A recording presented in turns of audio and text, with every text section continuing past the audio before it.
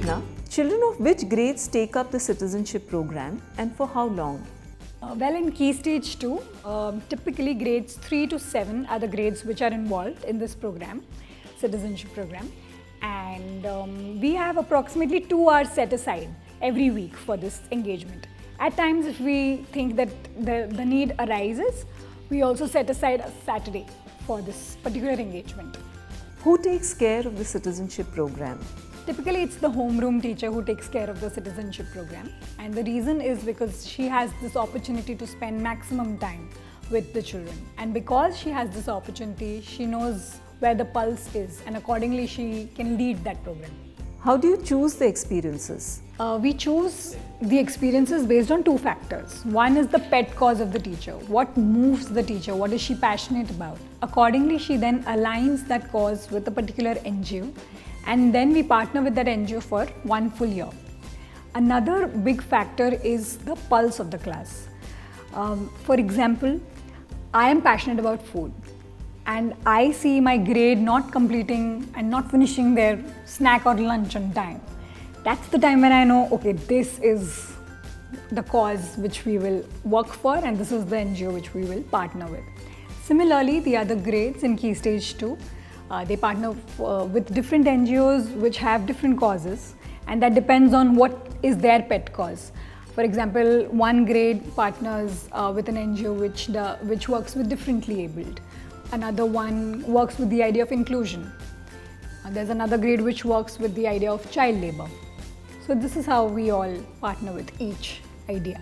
Prerna, most schools craft experiences where children are taken to an old age home or a blind school. I'm curious to know, how is the citizenship idea different from those? The striking difference is that it's not just a visit. It's not a one-off idea or a one-off intervention. It's a year-long commitment. And that year-long commitment, we actually align that particular goal to the Sustainable Development Goal of UN. And not just that, the children also get an awareness about all the 16 Sustainable Development Goals and which one are they partnering with. That slowly and steadily shifts them from being sympathetic to being empathetic. So when the children engage in this year-long commitment, they have this opportunity to meet the founders, understand their stories, understand their challenges, and then understand how can they add value in that particular space. That's why it's a far more deeper engagement. Tell me, Prerna, did you give children the option to choose the experience that they would like to be a part of? Well, not in Key Stage 2 because it's very teacher driven. But in Key Stage 2, we make them aware of this idea of disparity as a reality. And once they are aware of this idea, in Key Stage 3, we give them an option to choose one initiative and persist with that initiative for a period of 5 years. That's from grade 8 to grade 12. And that program is called the Persistence Program. How do you prepare the children for a citizenship experience? The starting point is questioning the status quo, the reality, and understanding the disparity. Now, how do we make them understand the disparity is through different ways. If it's hunger as an idea, we together stay hungry and thirsty for a period of 7 to 8 hours. Another way to introduce the idea of child labor is to roll agarbattis for 2 to 3 days.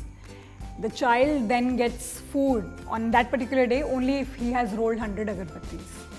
And this is how we hook our children to different citizenship ideas through different experiences. I'm wondering, how do you include parents in the citizenship program? Yes, parents are very important in this citizenship program. What we do is we invite parent volunteers for our visits or for our master classes. And then the parents get a first-hand glimpse of what's their child engaging in. At the end of the year, we have a year culmination, citizenship year-end culmination, wherein it's a nice way to see how every grade has partnered with a particular NGO. They have worked through the year with that idea, and it's a lovely celebration to see content and character going together. What if in between the children find the program monotonous or disengaging? Yes, that can happen. As educators, if we know that it's a year-long commitment, and we have to do things by design and not by chance, we have to be ready for this. At times it becomes repetitive, and what we do is we bring in flavors. Sometimes it's a video, sometimes it's a visit, sometimes it's an experience, at times it's an infographic, at times it's a masterclass. Same cause spoken about by someone else. That brings another kind of perspective. And that is how we keep this year-long commitment steady and alive and kicking in the year. How do you conclude a citizenship experience? So through the year, our children go through different experiences, and reflection after every experience is a key piece.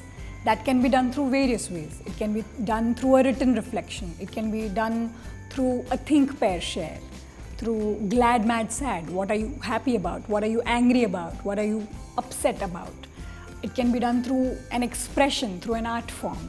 Also, all of these different form of reflections actually then make them evolve every single time, and through the year then they sort of realize that this is what this particular cause was, and this is how I have changed through the year.